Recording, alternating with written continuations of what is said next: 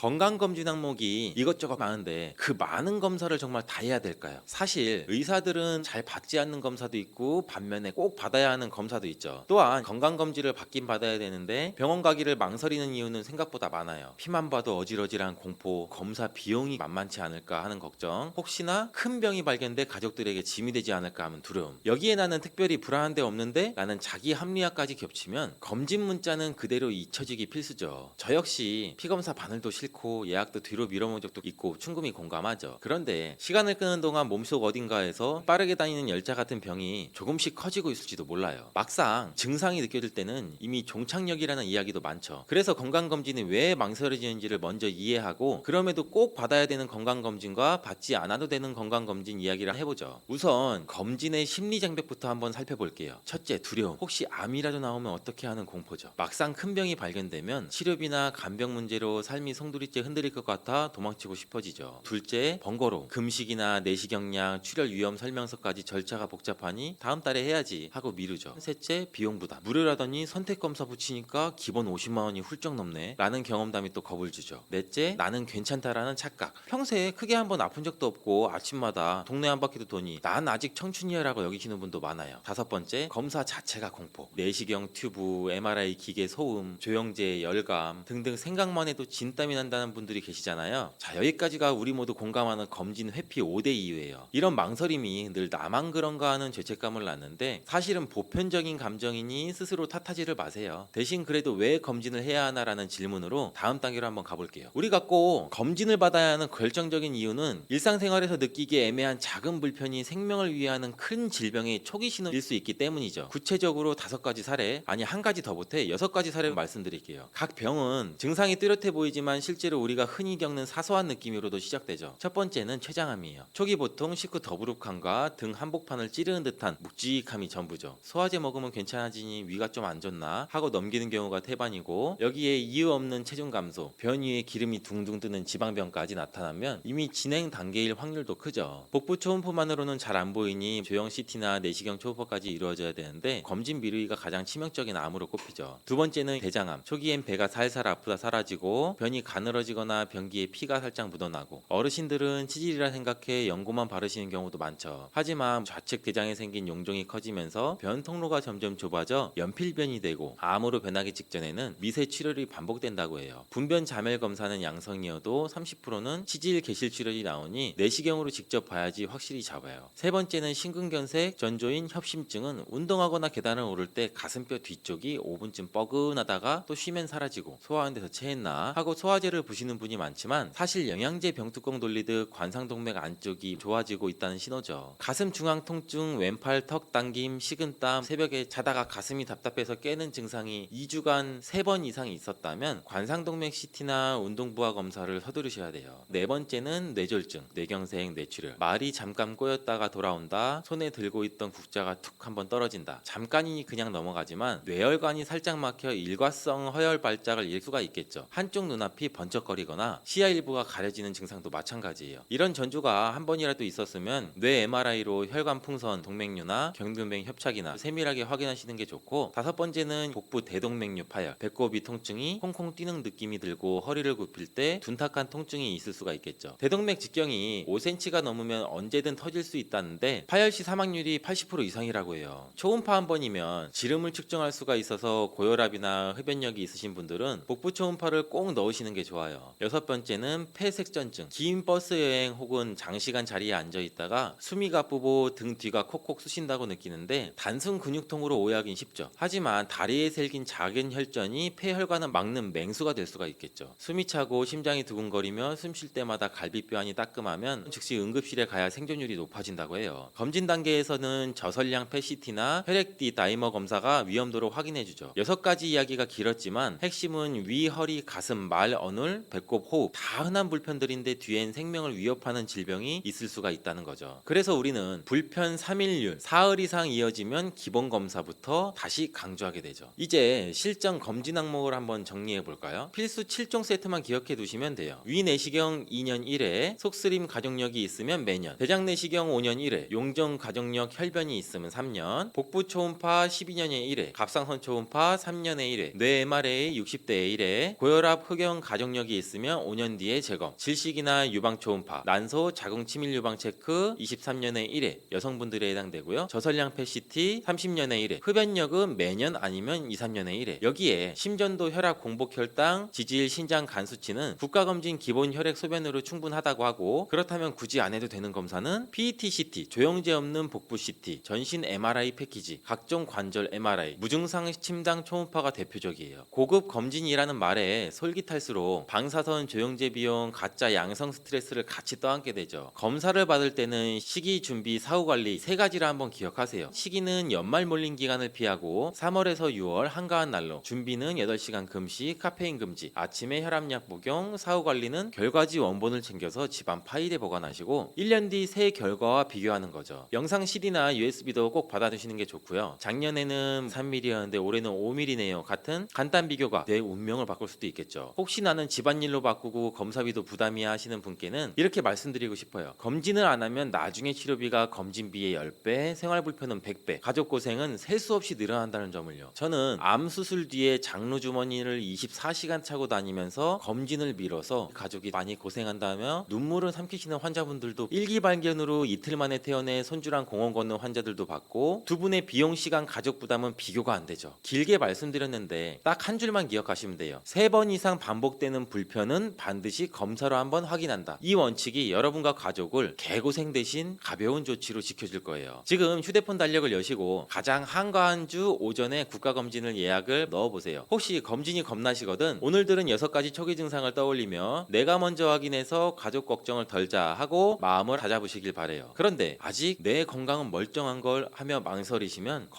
건강저축통장이라는 비유를 하나 드려볼게요. 60대는 수명 100세 시대의 중간 결산이에요. 지금 은행에 10만 원을 넣어두면 복리로 불어나듯 검진으로 작은 용종 하나를 치워버리면 향후 20년간 수술이나 항암 투병 시간을 통째로 절약해줄 수가 있겠죠. 반대로 검진 이자를 미루면 숨은 부채가 눈덩이처럼 커져서 어느 날 일시불로 터지죠. 실제 건강보험 심사평가원 자료를 봐도 초기 위암 내시경 절제의 평균 비용은 250만 원 이하, 진행 위암 복감경 수술은 1000만 원 이상, 전이 단계 항암 치료는 5천만 원까지 치솟는다고 해요. 검진은 언제 터질지 모르는 의료비를 선불로 조금씩 상환하는 지혜라고 생각해주세요. 그래도 내시경이 양맛이 고역이고 MRI통 소리가 무섭다는 분들께 편익 꿀팁을 6가지 드릴게요. 첫째, 수면 내시경은 약이 무섭다기보다는 공복 탈수에 취약하니 전날 저녁 미음 한 컵으로 저혈당을 예방하세요. 둘째, 내시경 전 장 세정되는 얼음물에 타면 단맛이 줄어들어 훨씬 더 먹기 쉬워요. 셋째, MRI 공포증은 귀마개나 아이 마스크, 심호흡, 의학적으로 증명된 완화법이라고 해요. 넷째, 가격 걱정은 공단 제공 기본 봉사에 복부 갑상선 초음파만 추가해도 대다수 질병을 거를 수가 있어서 20만 원 선이면 충분해요. 다섯째, 결과 듣기 무서워하시죠? 정상이면 축하 파티, 이상이 있으면 조기 치료라는 둘 다 이득이라는 사실을 기억하세요. 여섯 번째, 동네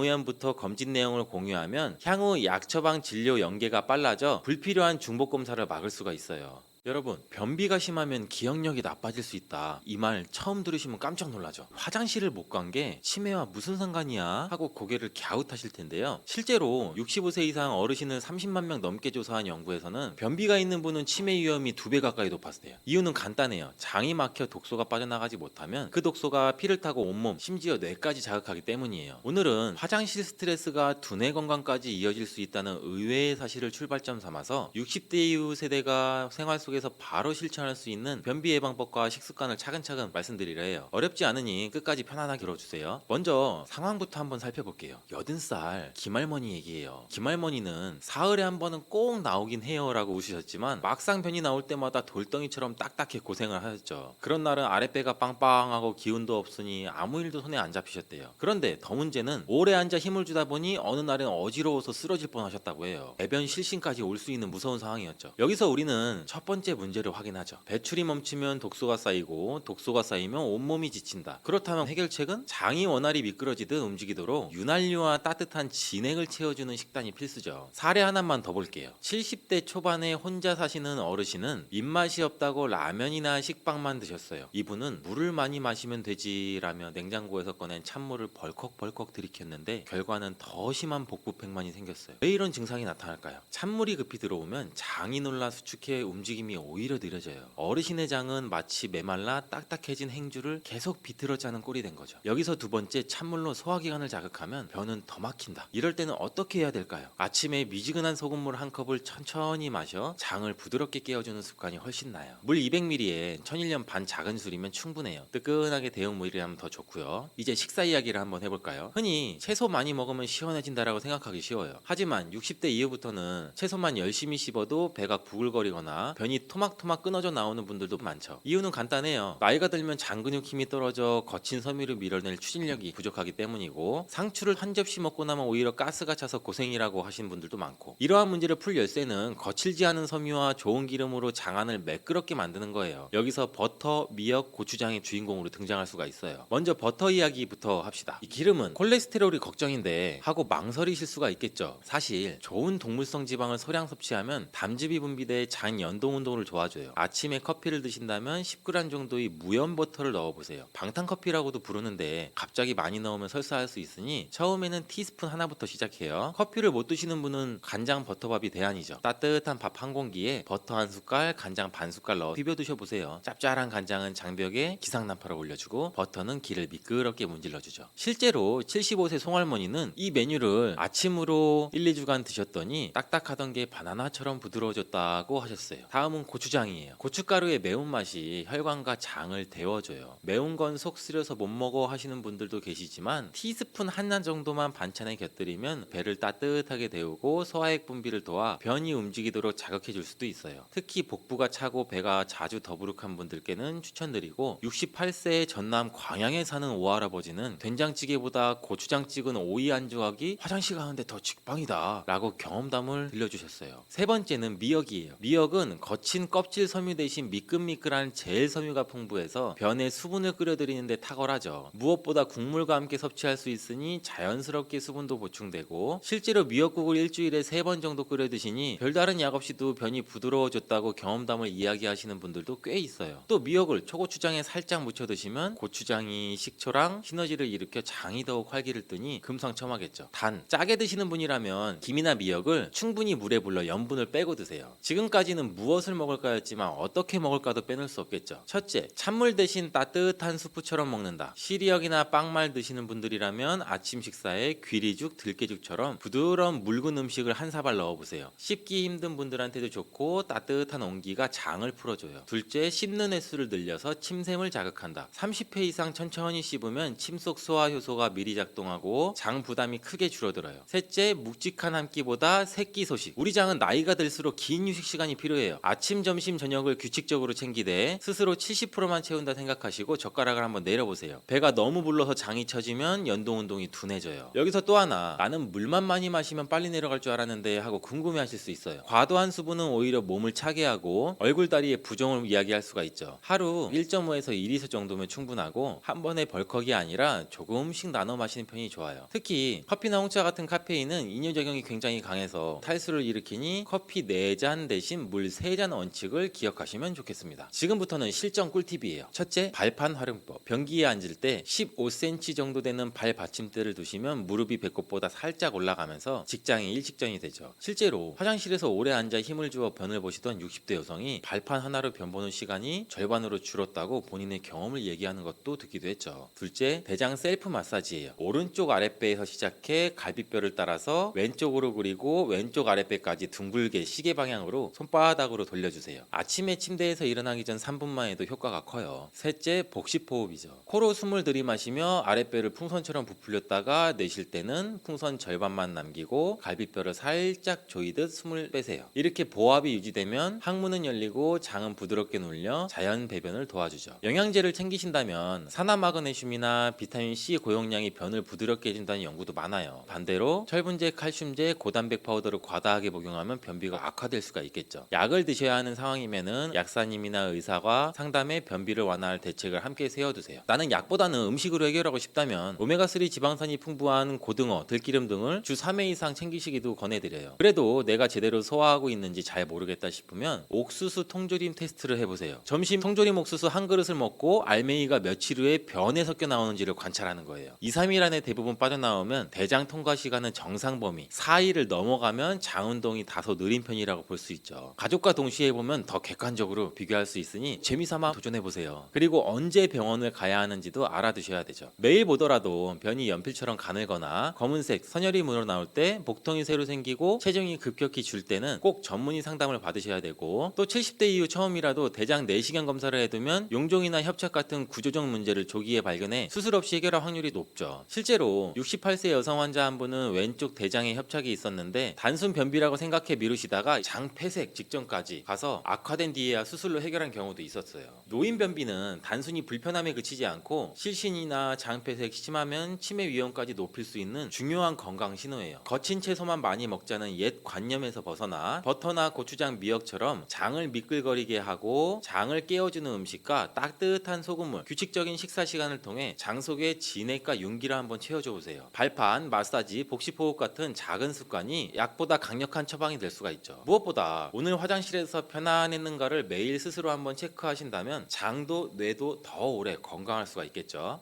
비타민을 그냥 드시면 건강에 도움이 잘 안 되고 오히려 해가 될 수 있다는 사실 혹시 알고 계세요? 비타민을 어떻게 먹어야 가장 안전하고 효과적인가라는 궁금증을 쉽고 친절하게 풀어드리려고 해요. 젊을 때는 몰라도 60대 이후에는 몸이 조금만 불편해도 일상이 힘들어지잖아요. 그래서 많은 분들이 뭐라도 챙겨 먹어야 되는데 하고 약국 진열대로 향하죠. 하지만 아무 비타민이나 아무 때나 아무렇게나 드시면 기대한 효과는커녕 위장, 신장 같은 장기가 오히려 고생할 수 있다는 사실도 꼭 한번 기억해 주세요. 비타민이란 이름을 같아도 몸에서 하는 일과 흡수되는 것이 다 달라요. 그 가운데 가장 강조할 영양소는 비타민 C죠. 이유가 있죠. 첫째, 우리 몸속을 공격하는 활성산소를 가장 빠르고 강력하게 지어주는 항산화제고, 둘째, 부족하면 피로나 감염, 혈관 파열 같은 심각한 문제가 금세 드러나기 때문이에요. 그런데 나이가 들수록 이 위산 분비가 줄고 장점막이 약해져서 예전만큼 흡수가 잘 되지 않죠. 따라서 언제, 얼마나, 어떤 형태로 먹느냐가 젊은 사람보다 훨씬 중요해져요. 가장 흔한 실수는 공복 한 방울이죠. 배가 비어 있을 때 산 성분이 강한 비타민 C를 한꺼번에 1000ml 이상 털어넣으면 위벽이 그대로 자극을 받아 쓰림이나 더부룩한, 심하면 역류성 식도염까지 이어지죠. 마치 소금물을 빈 컵에 붓는 거랑 같죠. 컵이 스펀지처럼 흡수해주지 못해 온벽이 뜨거워지는 거죠. 그러니 꼭 식사 중간이나 식사 직후에 드시는 게 좋고, 밥과 반찬이 쿠션이 돼서 자극을 흡수하고 음식이 소화되는 두세 시간 동안 비타민 C가 음식 속 발암물질까지 동시에 처리해주니 일거양득이죠. 나는 하루에 한 번만 먹어도 괜찮던데 하고 반문하시는 분도 계세요.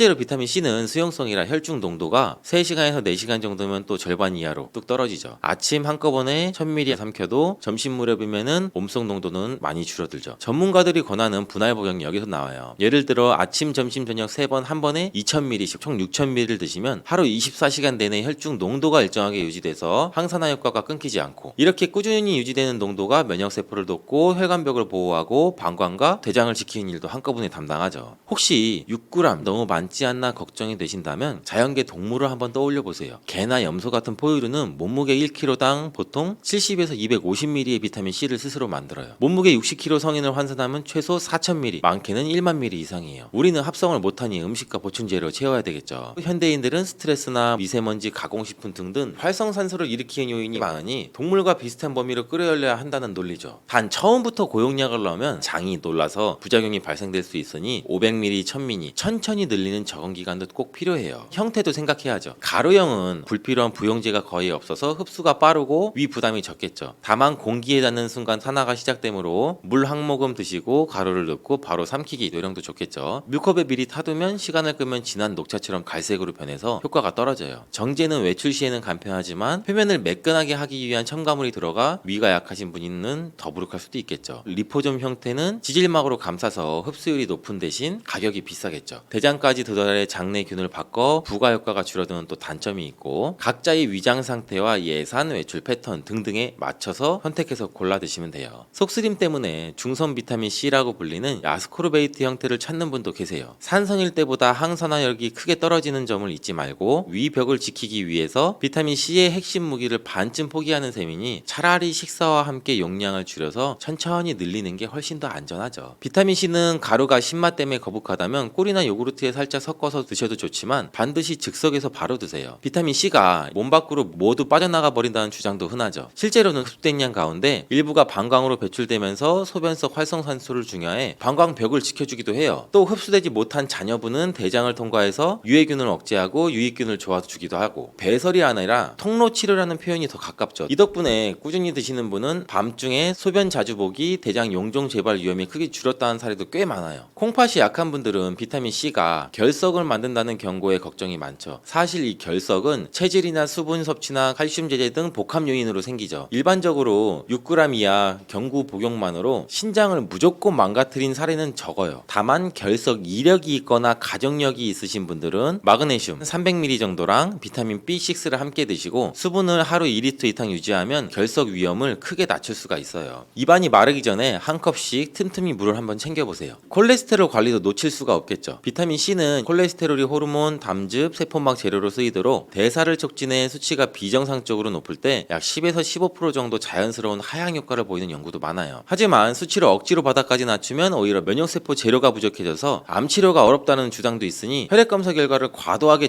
절대시하기보다는 항산화 밸런스를 맞춰주는 방향이 더 안전하겠죠. 뇌 건강도 주목할 만한 부분이에요. 뇌는 몸무게의 2%밖에 안 되지만 산소를 약 20%나 써서 활성산소가 넘쳐요. 몸은 스스로 뇌에 비타민 C를 농축해 방어맥을 세우는데 나이가 들고 음식 섭취량이 줄면 보충이 필요하겠죠. 하루 3번 나눠 먹기만 잘해도 기억력 저하 속도가 늦어지는 사례가 실제 임상이나 장기 관찰 연구에서도 보고되고 있어요. 퍼즐 풀기, 노래 배우기 같은 뇌 활동과 함께하면 효과가 배가 되겠죠. 그럼 구체적인 하루 루틴을 예로 들어볼까요? 아침 식탁에 비타민 C 꺼내놓죠. 밥과 국을 두어 숟갈 먹은 뒤 물 한 모금으로 비타민 C 약 1000ml에서 2000ml를 넣고 삼키죠. 점심은 외식이라면 휴대용 파우치에 정제를 준비했다 반찬이 몇 숟갈 들어간 시점에 같은 용량을 보관하죠. 저녁은 기과에서 식구들과 식사할 때 똑같이 반복하면 돼요. 이렇게만 해도 하루에 3000ml에서 한 6000mg을 무리 없이 채울 수가 있겠죠. 일주일에 한 번 정도는 용량이나 횟수를 조정해 보시고 자신의 위장 상태를 테스트해 보셔야죠. 속이 편안하면 유지를 한번 해보시고 불편하면 500ml에서 1000ml 정도씩 줄여서 다시 적응하는 시기로 조절하는 게 좋은 방법이에요. 다른 약을 들으시는 분들은 상호작용도 확인이 필요하죠. 특히 와파린이나 클로피도그렐 같은 항응고제, 특정 항암제, 철분제, 셀레늄과는 동시 복용 시 흡수나 약효가 달라질 수 있으니 최소 2시간 간격을 두는 것이 안전하죠. 혈색소증처럼 몸에 철이 과다 축적되는 드문 질환이 있으신 분도 전문가랑 상담 후에 용량을 정하시는 게 좋겠죠. 그렇다면 비타민 C만 챙기면 끝일까요? 그렇지 않죠. 아연이나 비타민 D3, 오메가3, 지방산은 서로 시너지가 있어서 면역이나 뇌뼈 건강을 함께 지키는 삼총사 역할을 하죠. 다만 한꺼번에 너무 많은 알약을 삼키면 위장 부담이 늘어나니 비타민 C를 식사 중간에 먼저 드시고 지용성인 비타민 D나 오메가3는 식사 끝 무렵이나 간식 때 드시고 아연은 다른 미네랄과 겹치지 않도록 저녁에 따로 챙겨 드시는 식으로 나누어 드시는 게 좋겠죠. 이렇게 하면은 흡수율도 좋아지고 속도 괜찮아지고. 과일만 먹으면 천연 비타민 C를 충분히 얻을 수 있지 않나요? 하고 물으실 수도 있어요. 불행히도 요새 농산물들은 토양 고갈, 저장 유통 과정에서 영양 손실이 커서 과일만으로 1000ml 이상을 채우기는 힘들어요. 딸기 한 마구니, 레몬 2-30개를 매일 드실 수만 있다면 좋겠지만 현실적이지 않은 방법이고, 그래서 천혈문 유래든 발효합성이든 순도 95% 정도면 경구 보충제로도 충분해요. 석유에서 뽑는다는 헛소문은 무시하셔도 되고, 건강기능식품으로 인증된 비타민C, 의약품 비타민C는 모두 인증된 제품이어서 부담 없이 믿고 드셔도 돼요. 실천은 어렵지 않아요. 첫째, 위장에 부담이 없도록 식사와 함께 나눠 드시고, 둘째, 하루 총량은 3000에서 한 6000ml 정도를 목표로 하되 개인 체질에 맞춰서 천천히 적응해 가시면서 올리고, 셋째, 가루형, 정제형, 리포조말형을 상황에 맞게 섞어 쓰고, 넷째, 충분한 물과 함께 마그네슘이나 비타민 B6를 곁들여서 위험을 최소화하고, 다섯째, 드시는 약물이 있다면 2시간 간격을 지키고. 이 5가지만 생활화해도 암이나 치매, 실혈관 질환 위험을 동시에 낮출 확률이 높아지겠죠. 무엇보다 중요한 것은 꾸준함이에요. 건강관리에는 왕도가 없어요. 오늘 한 번에 6000ml를 먹고 내일 잊어버리면 어제 땀 흘려 운동하고 오늘 종일 누워있는 것과 같죠. 매일매일 꾸준히 밥상위에 비타민C 물컵 하나를 놓아주세요. 가족끼리 오늘 비타민 먹었어? 서로 확인해주면 더 좋죠. 며칠만 지나면 자연스럽게 몸이 입이 먼저 기억해주죠. 다음으로 비타민C는 약이 아니라 영양소라는 점을 잊지 마세요. 기본이 되는 것은 여전히 균형 잡힌 식단이랑 적당한 운동, 충분한 수면, 스트레스 관리고, 그 토대 위에 비타민C가 벽돌을 한 장 한 장 쌓아 혈관을 보수하고 면역력을 강화시켜주는 거죠. 이미 고혈압이나 당뇨, 신장질환 같은 만성병으로 여러가지 약을 드시는 분도 의료진과 상의해서 안전 범위 안에서 적극적으로 활용해 보시길 권해요. 오늘 영상이 여러분의 건강 습관에 작은 전환점이 되기를 바래요. 이 나이에 새로 시작해도 될까 망설이지 마세요. 몸은 나이가 아니라 아니라 습관을 기억해요. 지금 이 순간 식탁 위에 비타민 C 한 통을 올려두면서 여러분의 내일은 더 가벼워지고 활력은 더 길어질 거예요. 함께 실천해서 100세 시대를 우리 건강하게 걸어가 봐요. 시청해주셔서 감사합니다.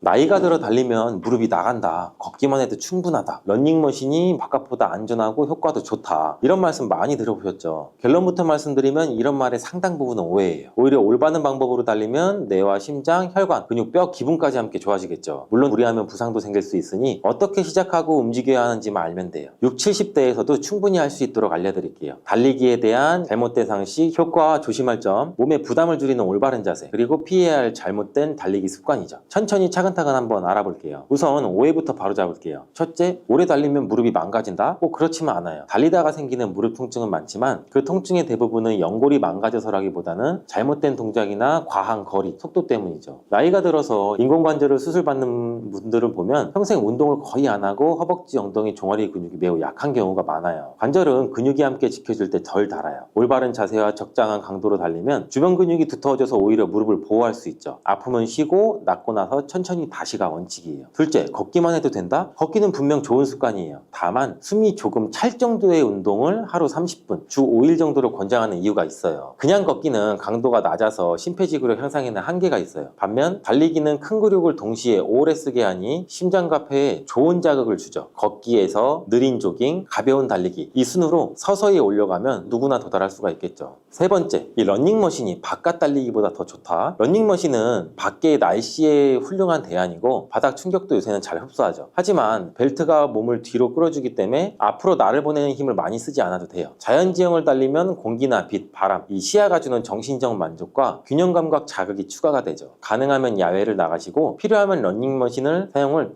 똑똑하게 병행하시는 게 좋아요. 러닝머신에서는 경사를 1도에서 2도 올려서 실제 달리기 느낌을 조금 더 비슷하게 만들고 손잡이는 잡지 말고 달리세요. 네 번째, 좋은 신발만 사면 된다? 신발은 마지막 손질이죠. 폼과 강도가 우선이죠. 처음에는 너무 두껍지도 너무 얇지도 않은 기본 조깅화를 신으시고 카본처럼 반발력이 큰 신발은 몸이 준비되기 전에는 오히려 부상을 불러요. 신발 수명은 대략 800에서 1000km 정도고 발볼이 끼지 않고 발꿈치가 헐렁하지 않게 발가락이 앞쪽에서 1cm 정도는 남는 걸 고르세요. 또 양말은 땀을 잘 빼는 재질이 물집을 줄여주겠죠. 이제 달리기에 진짜 효과를 알려드릴게요. 첫 번째, 뇌가 맑아져요. 숨이 차도록 움직이면 뇌에 피와 산소가 풍부하게 공급되고 뇌를 튼튼하게 돕는 단백질이 잘 나와요. 기억력과 주의력이 좋아지고 치매 위험을 낮추는 데도 도움이 돼요. 두 번째는 심장과 혈관이 젊어지죠. 달리기는 혈관을 넓혀주고 혈압이나 혈당, 중성지방 관리에 큰 보탬이 돼요. 숨이 차는 운동을 습관화한 중년은 10년에서 20년 뒤 뇌 위축 위험이 낮다는 연구들도 많아요. 세 번째는 근육과 뼈가 단단해지죠. 허벅지, 엉덩이, 종아리와 같은 큰 근육이 힘을 내야 오래 달릴 수 있는데 그 과정이 일생생활 힘을 끌어올리죠. 뼈도 충격을 적당히 받아야 단단해져요. 네 번째는 또 기분도 좋아지죠. 햇빛, 바람, 리듬, 땀이 합쳐지면 스트레스에 버티는 힘도 생기죠. 집문을 나서는 것이 제일 커요. 물론 조심할 점도 있어요. 가장 흔한 단점은 과유불급에서 시작하겠죠. 갑자기 오래, 갑자기 빠르게, 갑자기 자주 뛰면 무릎 앞쪽 통증, 아킬레스건, 동아리, 뻐근함이 생기겠죠. 해결책은 단순하죠. 몸이 우리한테 보내는 신호를 듣고 거리나 시간, 속도를 한 번에 다 올리지 말고 주 3회 달리기, 주 2회 근력, 이런 식으로 회복 시간을 한번 확보하세요. 달리다가 어지럽거나 통증, 압박감, 숨이 너무 차거나 다리가 저리거나 하면 즉시 멈추고 휴식을 취하시는 게 좋고, 고혈압, 당뇨, 협심증 등의 기저질환이 있다면 약은 드시면서 운동 강도를 서서히 본인에게 맞게 올리시는 게 좋아요. 더운 날엔 10분, 15분 정도 일찍 끝내고 물은 조금씩 자주 드시는 게 좋고, 이제 가장 중요한 자세를 알려드릴게요. 간단히 몇 가지만 지켜도 관절 부담이 뚝 떨어져요. 첫째 자세는 약간 앞으로 기울인 선 자세예요. 허리를 꺾거나 상체를 숙이지 말고 정수리부터 발 뒤꿈치까지가 길어진 느낌으로 가볍게 5에서 10도 정도만 앞으로 기울여요. 이것만으로 발이 자연스럽게 몸 아래에서 떨어져요. 두 번째는 발은 조용히 짧게 자주 놓으세요. 발이 바닥에 오래 눌러붙어 있지 않게 소리를 최대한 줄이시고, 분당 발이 땅에 닿는 횟수를 170에서 180 정도 근처로 맞추면 무릎이 앞으로 뻗는 이 오버스트라이드가 줄어들어요. 보폭은 알아서 적당해지고, 세 번째는 착지는 발가락, 발바닥 가운데 쪽이 동시에 스티드 닿고 체중은 발 가운데에서 앞쪽으로 자연스럽게 넘어가게 하세요. 뒤꿈치로 꽝 하고 뒤지면 무릎이 접히면서 충격이 관절로 올라와요. 네 번째, 팔은 앞뒤로 휘두르래 뒤로 밀어준다는 느낌을 가지시는 게 좋고, 팔꿈치는 90도 안팎, 손은 배꼽 옆가슴 옆을 스치고 손이 몸의 가운데 선을 크게 넘지 않게 해요. 다섯 번째, 시선은 10에서 15m 정도 앞을 보고 턱은 가볍게 당겨서 목이 길어지게. 여섯 번째, 호흡은 말이 이어질 정도로 숨이 차다가 중간 강도예요. 두 걸음 들이쉬고 두 걸음 내쉬고, 혹은 세 걸음 들이쉬고 세 걸음 내쉬기, 호흡을 한번 사용해 보세요. 그럼 잘못된 습관은 과연 뭘까요? 첫 번째, 오버스트라이드란 보폭이 너무 큰 걸음은 주의하세요. 1분 동안 발이 지면에 닿는 횟수를 올리고 보폭을 줄이면 바로 고쳐져요. 두 번째, 뒤꿈치로 강하게 디디는 것. 뒤꿈치 자세가 문제라기보다 뒤꿈치로 체중을 오래 받는 게 문제죠. 발은 스치듯 체중은 빨리 가운데에 앞으로. 세 번째는 상체가 나목토박처럼 굳거나 팔이 좌우로 크게 흔들린 경우인데, 팔은 리듬을 만들지만 에너지를 쓰는 부위도 아니에요. 작고 일정하게 뒤로 밀어주기를 하면 되죠. 네 번째는 1분 동안 발이 지면에 닿는 횟수가 150대 이하면 보폭이 너무 큰 거고, 발이 바닥에 머무는 시간이 길어지니 관절 부담이 오히려 더 커지죠. 1분 동안 발이 지면에 닿는 횟수를 170회 이상으로 보폭을 줄이는 것이 좋아요. 다섯 번째는 손잡이를 잡고 런닝머신 달리기예요. 이렇게 하면 자세가 무너지고 실제 힘이 길러지지 않아요. 여섯 번째는 준비운동, 정리운동을 생략하시면 안 돼요. 중년 이후에는 특별히 운동하기 전에 예열과 냉각이 꼭 필요해요. 그럼 60대 이상이 무리 없이 시작하는 4주 루틴을 한번 알려드릴게요. 1주차는 주 3회 정도 5분에서 10분 빠른 걷기로 몸을 덮여요. 발목 돌리기, 종아리, 엉덩이를 가볍게 풀어주시고, 1분 조깅, 2분 걷기를 6에서 8세트 정도, 2~30분 정도 걸리겠죠. 조깅은 말이 이어질 정도로 숨이 찬 강도면 충분해요. 그리고 5분 천천히 걷고 종아리, 허벅지, 앞뒤 엉덩이를 편안히 늘려주죠. 2주차는 조깅 90초, 걷기 90초를 8세트, 3주차는 조깅 2분, 걷기 1분을 8세트, 4주차는 조깅 3분, 걷기 1분을 6세트에서 8세트. 이때부터는 한 번 달리는 총 시간이 30분을 넘어가죠. 몸이 좋으면 연속으로 2~30분 조깅으로 자연스럽게 이어가시는 게 좋고, 매주 총 주행거리는 10% 이내로만 늘리고, 낯선 통증이 48시간 이상 생기면 그 주는 유지하거나 살짝 줄여주세요. 주 3회 달리기 사이사이에 쉬는 날은 가벼운 걷기나 스트레칭으로 몸의 순환을 도와주시는 게 좋아요. 근력 운동은 주 2회 정도만 추가해도 부상이 크게 줄어들죠. 집에서 하시는 운동도 많죠. 의자 스쿼트나 까치발 들기, 그리고 플랭크 자세 같은 거. 이 정도만 하셔도 충분해요. 이 근육들이 튼튼해야 보폭을 넓히지 않아도 멀리 가는 힘이 생기고 발이 바닥에 머무는 시간도 짧아져요. 이 러닝머신 사용법도 알려드릴게요. 이 속도는 욕심내지 말고 우선 리듬을 만드세요. 1분에 170에서 175회에 맞춰 발을 살짝 디딘다는 느낌으로 경사는 1~2도 정도로 시작해 주시고, 종아리를 단련하고 싶으면 5에서 10도로 올려주시고, 걷기나 느린 조깅을 섞어주세요. 걷기에서 조깅 전환은 경사에서 하면 무릎 충격이 줄고 엉덩이 종아리가 더 잘 깨나요. 손잡이는 잡지 말고 시선은 정면, 귀에는 시끄러운 음악보다는 일정한 박자가 있는 곡이나 메트로놈 같은 리듬을 사용하시면 좋아요. 야외에서 달리기는 안전이 최우선이죠. 밝을 때 인도가 있는 곳, 자동차에서 잘 보이는 옷으로 입고 작은 수건이나 헤어밴드로 땀을 관리하면서 20분 이상 달릴 때는 물을 꼭 챙겨주시고, 가급적 너무 더운 날에는 하지 마시고, 겨울엔 바람을 정면으로 받으며 나갔다가 돌아올 때는 등에서 받도록 동선을 짜요. 미세먼지가 심하면 러닝머신으로 대체해 주시고요. 무릎이 약하시거나 체중이 많이 나가서 걱정되시면 슬로우 조깅부터 시작하시고요. 보폭을 아주 좁게, 발끝이 먼저 살짝, 그 다음 발바닥 가운데, 얼굴에 미소가 살짝 지어질 정도의 속도로 총총총, 뒤꿈치로 꽝 하고 뒤지지 않는 게 핵심이에요. 이 방식만으로도 땀이 맺히고 숨이 차고 심폐지구력이 분명히 오를 수 있어요. 익숙해지면 그 다음부터는 시간을 늘리고 속도를 살짝 올리는 게 좋죠. 동기부여에 관해서 한 가지 팁을 드리면, 달리기의 가장 큰 장애물은 문턱이에요. 의지로 싸우지 마세요. 퇴근하자마자, 아침에 눈 뜨자마자 이 생각하기 전에 운동복부터 입고 신발 끈을 묶으세요. 의식처럼 하시는 게 좋아요. 이 루틴은 세수, 양치, 러닝처럼 단순할수록 좋겠죠. 대문만 나가면 절반은 성공이죠. 가는 김에 5분만 뛰자. 대부분 20분을 채우고 들어오죠. 기록은 간단하게 달력에 동그라미 하나 둘 뭐 이런 식으로 기록을 해놓으면은 나중에는 볼 때는 스스로가 대견해지겠죠. 그리고 나이에 맞는 속도에 대해 숫자로 드릴게요. 중간 강도는 대화가 이어지는 숨찬, 고강도는 말이 잘 안 나오는 숨참이에요. 심박계를 쓰면 더 좋지만 꼭 필요하진 않겠죠. 220 빼기 나이는 최대 심박이에요. 그 7~80%가 중강도예요. 예를 들면 70세면 최대 심박을 150으로 잡고 중간 강도는 105에서 120 근처. 하지만 숫자보다 몸의 느낌이 정답이죠. 달리기를 한 뒤에 개운함이 남으면 잘하신 거예요. 매번 완전히 지치면 너무 과하죠. 달리기는 젊은 사람 전용이 아니에요. 우리 몸은 본래 움직이도록 만들어졌고, 숨이 차는 움직임은 뇌와 심장을 가장 기쁘게 하죠. 무릎을 지키는 비결은 폼, 리듬, 점진이죠. 자세는 약간 앞으로, 발은 조용히, 빨리. 보폭은 욕심내지 말고 분당 발이 땅에 닿는 횟수를 약 170에서 180 정도로 하고, 거리는 주당 10% 이내로 늘리는 것을 목표로 하시고, 주 3회 달리기에 주 2회 근력 운동을 한번 더 해주세요. 러닝머신과 야외에서 하는 달리기를 상황에 맞게 섞고, 신발은 기본형으로 시작하고 아프면 쉬고 낫고 나서 천천히 재개하시면 돼요. 문턱만 넘으면 달리기는 되는 약이 되죠. 오늘도 세수, 양치, 운동복, 문박으로 이어지는 이 작은 습관을 만들어 보세요. 10분이 20분이 되고 한 달이 1년이 되는 동안 여러분의 뇌는 더 맑아지고 심장은 더 튼튼해지고 걸음은 가벼워질 거예요.